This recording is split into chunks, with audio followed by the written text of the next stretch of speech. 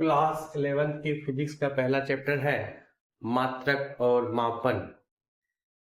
तो एक्चुअली में मात्रक क्या होता है और मापन क्या होता है।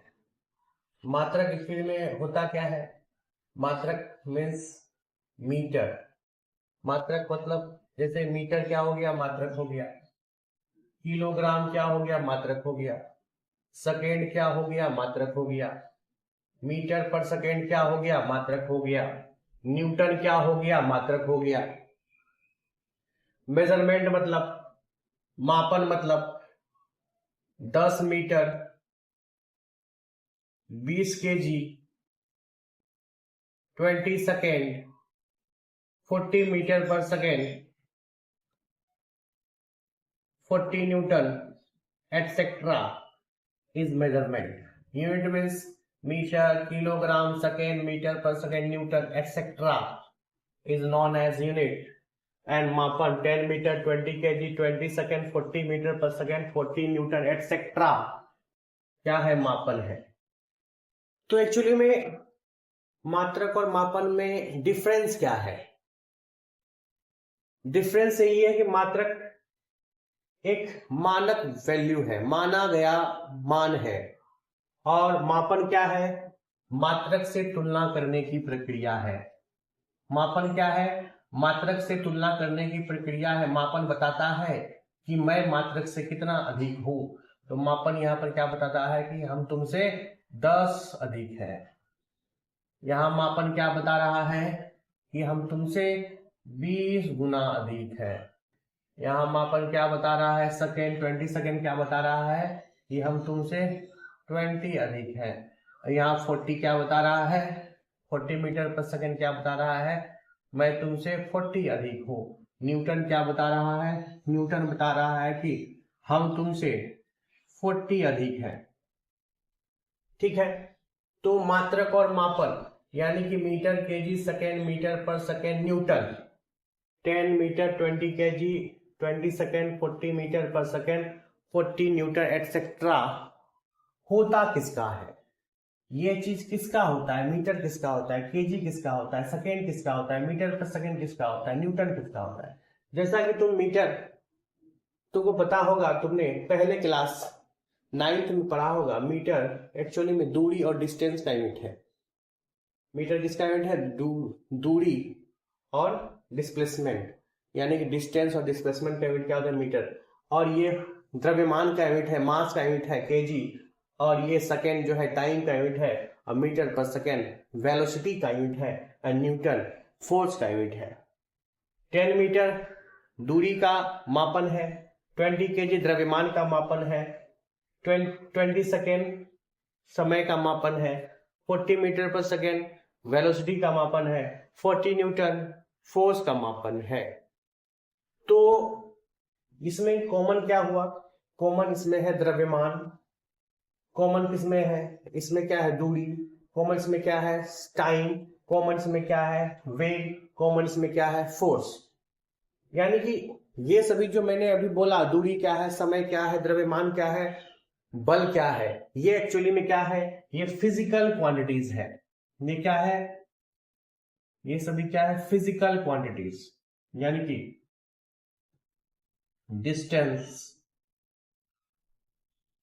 Distance, comma mass, comma second, comma velocity,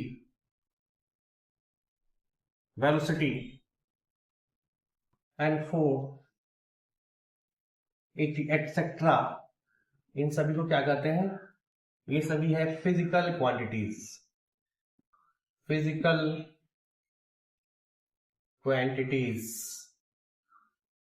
physical quantities means ये सभी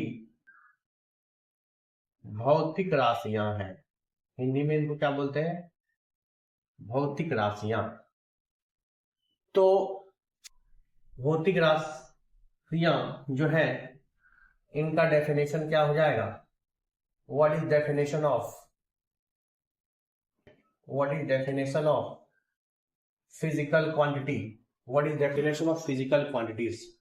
इसका डेफिनेशन हो जाएगा दोज क्वांटिटीज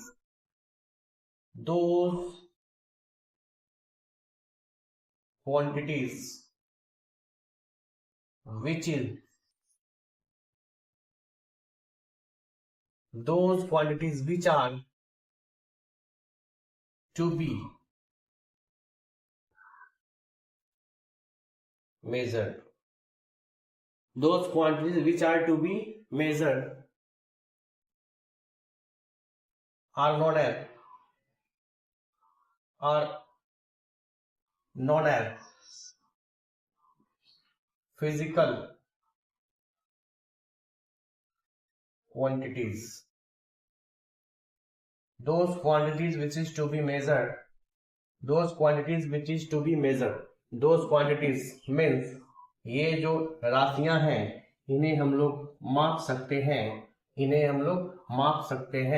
इसलिए इन्हें क्या कहते हैं, फिजिकल क्वांटिटी। इसलिए इन्हें क्या कहते हैं, फिजिकल क्वांटिटी कहते हैं।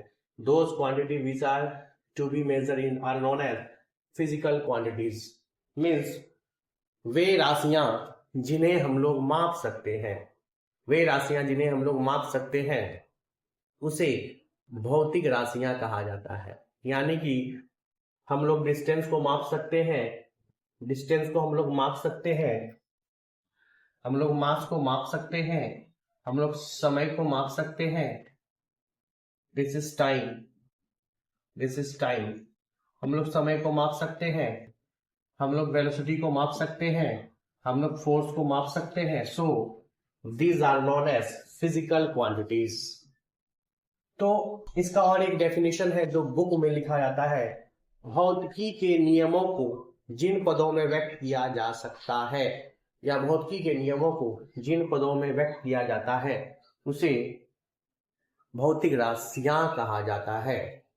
यानी कि फिजिकल क्वांटिटीज को जिस टर्म में हम लोग रिप्रेजेंट करते हैं, फिजिकल क्वांटिटीज को, यानी कि फिजिकल क्वांटिटीज, फिजिक्स के लॉ को हम लोग जिस टर्म में रिप्रेजेंट करते हैं, फिजिक्स का लॉ है, सपोज कीजिए F इक्वल्स टू ma है, यानी कि फिजिक्स का जो लॉ है इसको जिस टर्म में हम लोग रिप्रेजेंट कर रहे हैं, हम लोग किस टर्म में कर रहे हैं, हम लोग फोर्स के टर्म में रिप्रेजेंट कर रहे हैं, हम लोग मास के टर्म में रिप्रेजेंट कर रहे हैं, हम लोग एक्सलेशन के टर्म में इसको रिप्रेजेंट कर रहे हैं। यानी कि भौतिकी के नियमों को जिस टर्म में व्यक्त किया जाता है, 3 पदों में व्यक्त किया जाता है, इसको जो पद में व्यक्त कर दिए हैं, जो यहाँ जितने भी पद यूज हुए हैं ये सभी भौतिक राशियां हैं। भौतिकी का एक नियम है F इक्वल्स टू x/t, मतलब the rate of change of displacement is known as velocity. तो यहाँ भी जितने टर्म यूज हुए हैं ये सभी फिजिकल क्वांटिटीज हैं। ये वेलोसिटी फिजिकल क्वांटिटीज हो गया, डिस्प्लेसमेंट फिजिकल क्वांटिटीज हो गया, फिजिकल क्वांटिटी हो गया, टाइम फिजिकल क्वांटिटी हो गया, फोर्स फिजिकल क्वांटिटी हो गया, मास फिजिकल क्वांटिटी हो गया, एक्सेलरेशन फिजिकल क्वांटिटी हो गया। Momentum P equals to mass into velocity. तो फिजिक्स का एक लॉ है, momentum equals to mass into velocity होता है। तो इनको जिन पदों में व्यक्त कर रहे हैं, ये एक पद, दूसरा पद, तीसरा पद, ये सभी क्या है, फिजिकल क्वांटिटी है। मोमेंटम फिजिकल क्वांटिटी है, मास फिजिकल क्वांटिटी है, वेलोसिटी फिजिकल क्वांटिटी है। तो अब सवाल उठता है, तुम लोगों के मन में एक सवाल उठ रहा होगा, फिजिकल क्वांटिटी तो होते हैं जिन्हें हम लोग माप सकते हैं, भौतिकी के नियमों को जिन पदों में व्यक्त कर सकते हैं, इन सभी को क्या कहते हैं, फिजिकल क्वांटिटी कहते हैं। तो अब सवाल में तुम लोगों के मन में सवाल उठ रहा होगा, फिजिकल क्वांटिटी के भी प्रकार होते होंगे। यस, फिजिकल क्वांटिटी के प्रकार होते हैं, टाइप्स होते हैं, क्योंकि 9th क्लास में तुम लोगों ने पढ़ा होगा कि फिजिकल क्वांटिटी 2 प्रकार के होते हैं, आधारी राशियां और व्युत्पन्न राशियां। तो चलिए हम लोग देखते हैं types of physical quantities.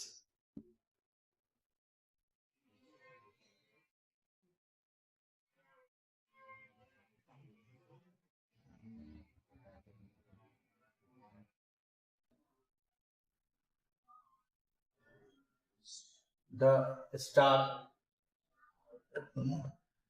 Types of physical quantities, Hindi में बोलेंगे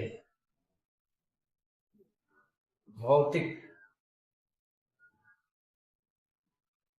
राशियों के प्रकार। टाइप्स ऑफ फिजिकल क्वांटिटीज, भौतिक राशियों के प्रकार। भौतिक राशियां, there are two types of physical quantities. भौतिक राशियों के दो प्रकार होते हैं। फर्स्ट वन इज आधारी राशियां। फर्स्ट वन इज आधारी राशियां, या इसे मूल राशियां भी कहा जाता है। आधारी राशियां या मूल राशियां, इसे इंग्लिश में कहते हैं फंडामेंटल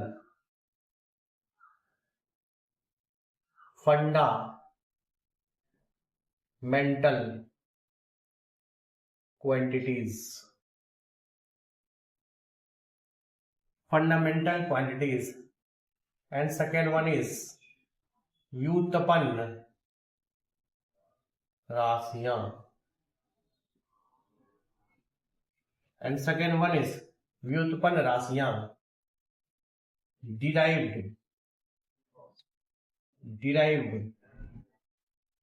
क्वांटिटी।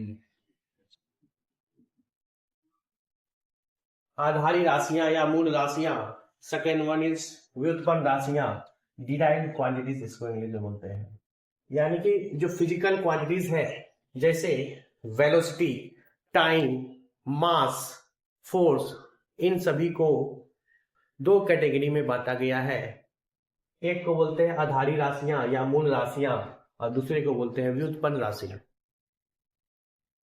तो अब सवाल मन में आ रहा होगा, आधारी राशियां या मूल राशियां किसे कहते हैं? वे राशियां जो किसी अन्य राशियों पर निर्भर नहीं करती है। जैसे इंग्लिश का alphabet A B C D, यानी जितने भी 26 अल्फाबेट हैं, इन्हें लिखने के लिए किसी दूसरे अल्फाबेट का रिक्वायरमेंट नहीं होता है। इन्हें लिखने के लिए जैसे हम लोग सिर्फ ए लिखते हैं, तो ए के लिखने के लिए दूसरे लेटर्स की जरूरत नहीं पड़ती है। लेकिन यदि मैं अपने नाम को लिखूं या किसी के नाम को लिखूं, तो उसमें उसको लिखने के लिए अल्फाबेट का रिक्वायरमेंट होता है।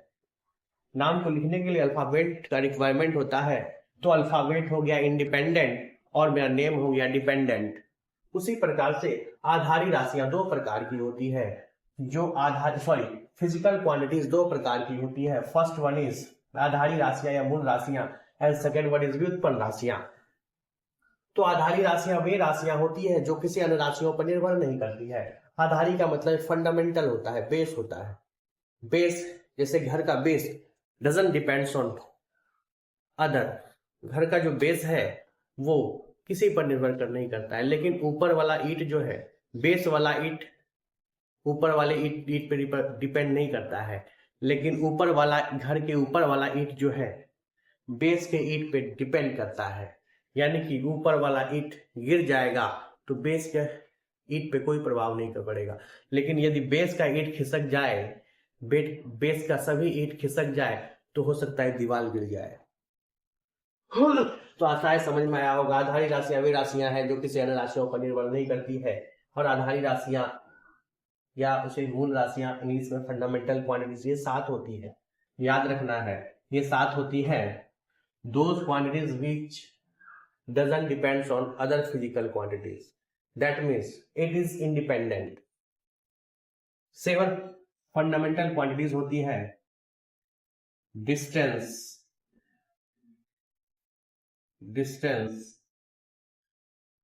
मास, time, temperature. Distance, mass, time, temperature, electric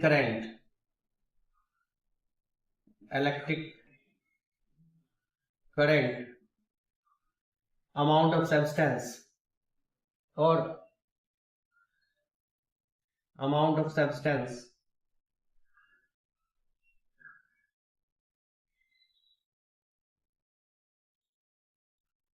and last one is mole, sorry, and last one luminous intensity.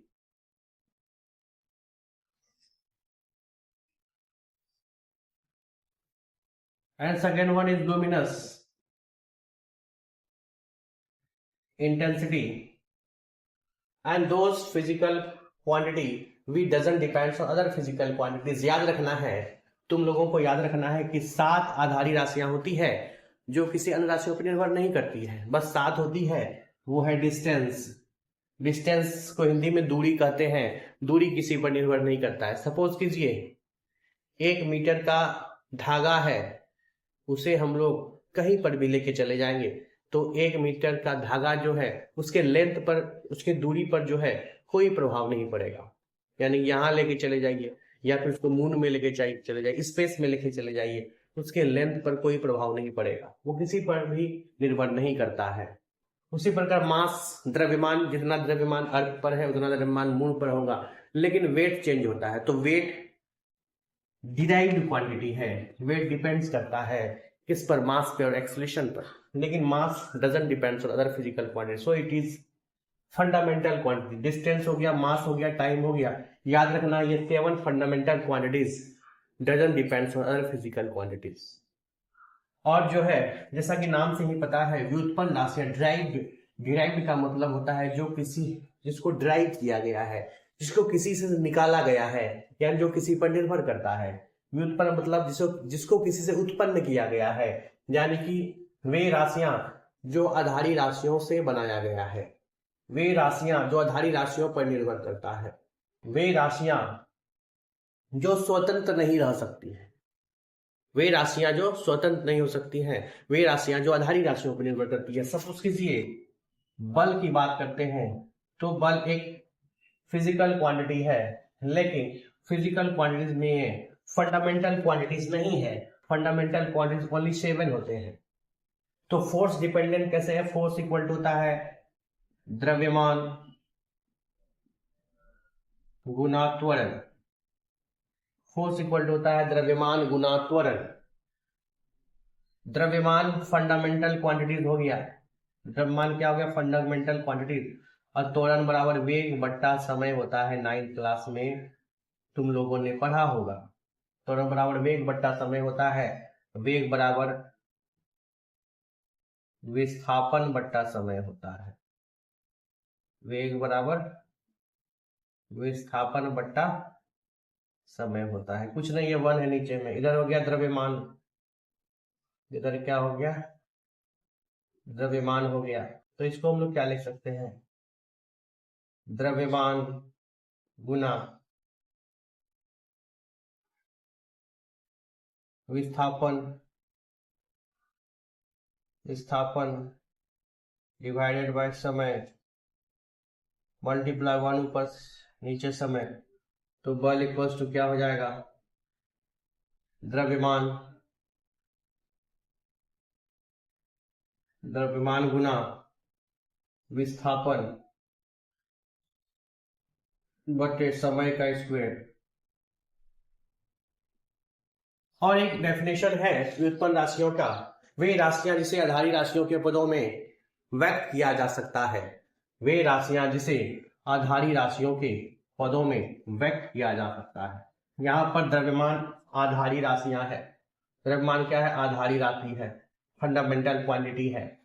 विस्थापन मतलब डिस्टेंस, मतलब सीधी दूरी को विस्थापन कहते हैं, तो विस्थापन सीधी दूरी है इसलिए वो भी डिस्टेंस है।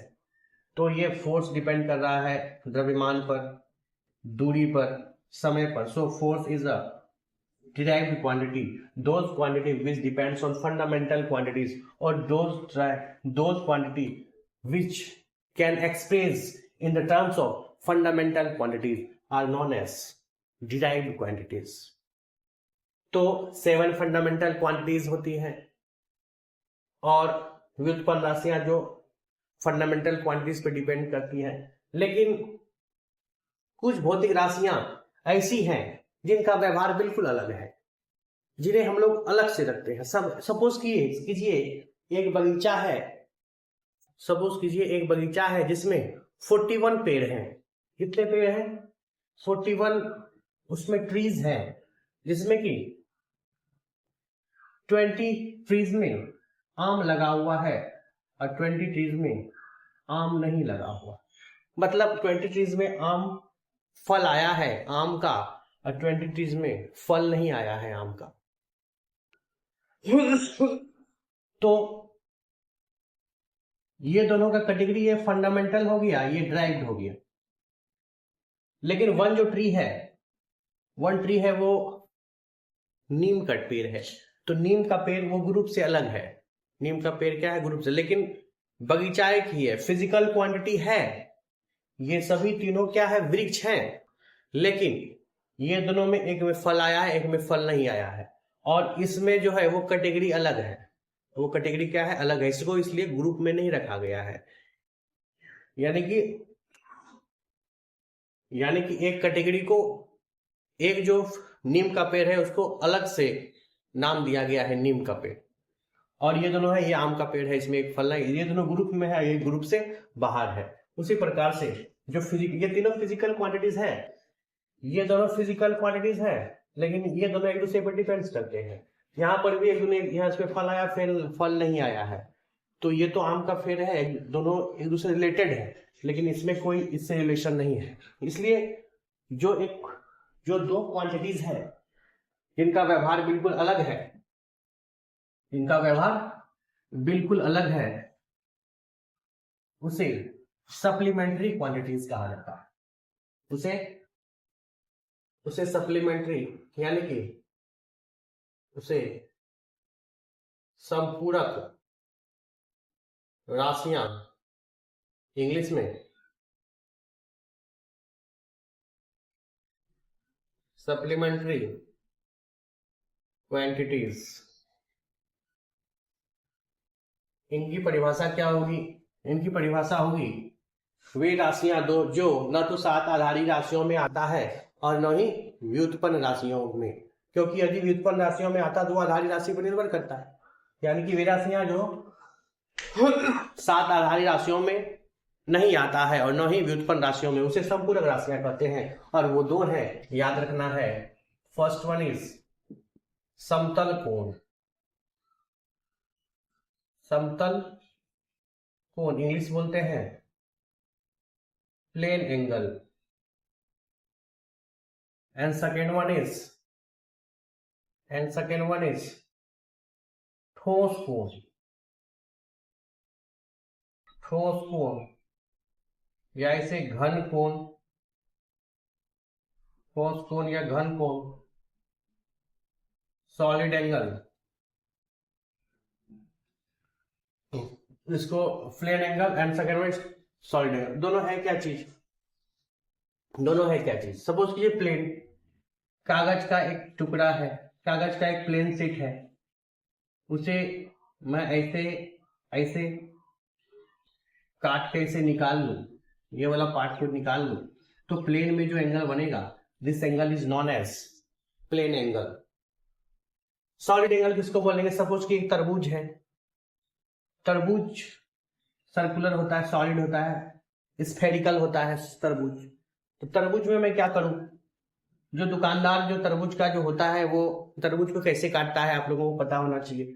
तरबूज का ये वाला पार्ट कैसे काट करके निकाल देता है अंदर से, ऐसे किया, और वो क्या करता है, ऐसे ऐसे ऐसे ऐसे ये वाला पार्ट काट कर निकाल देता है।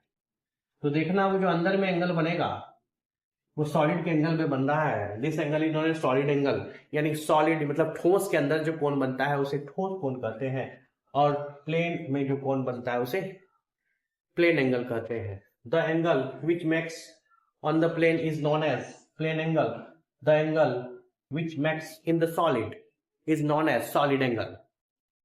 तो आज की क्लास यही समाप्त करता हूं। Thank you.